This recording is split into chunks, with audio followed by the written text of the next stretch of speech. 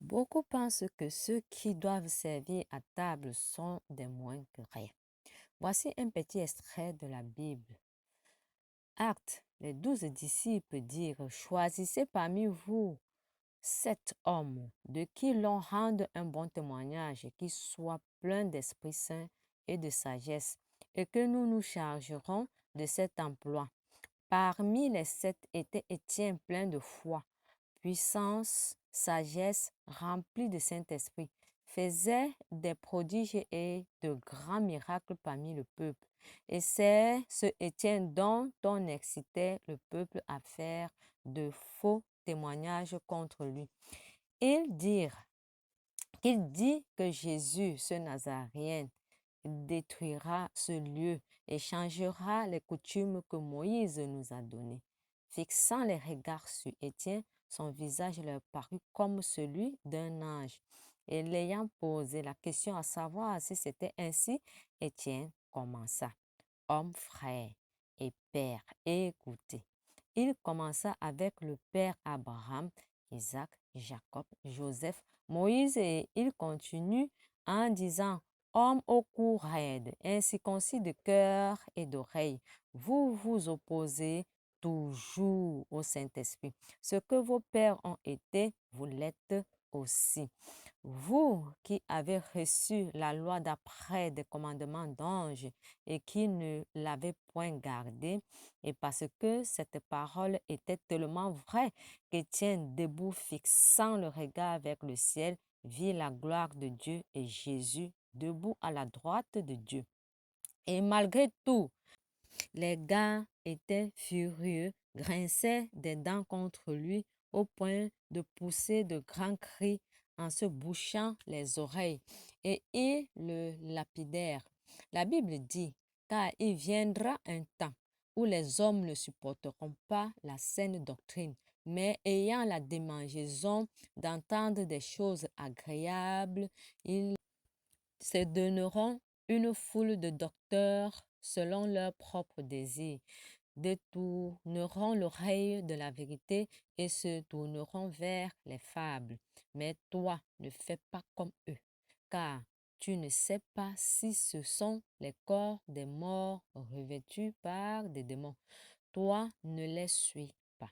La deuxième partie de ce récit, ce sont les mamans susceptibles de faire la cuisine pour des réunions dans des églises. Mon Dieu, si tu ne nous pardonnes et nous restaures, nous irons tous en enfer. Mes chers compatriotes, l'heure est grave. Les malignes et démis, aïe, les moins que rien dont vous vous êtes accaparés font tout le boulot et vous, maman pasto, qui n'existe d'ailleurs nulle part, se partagent les meilleures parties. Si elles ne volent pas seulement une fois déjà à table, c'était bon.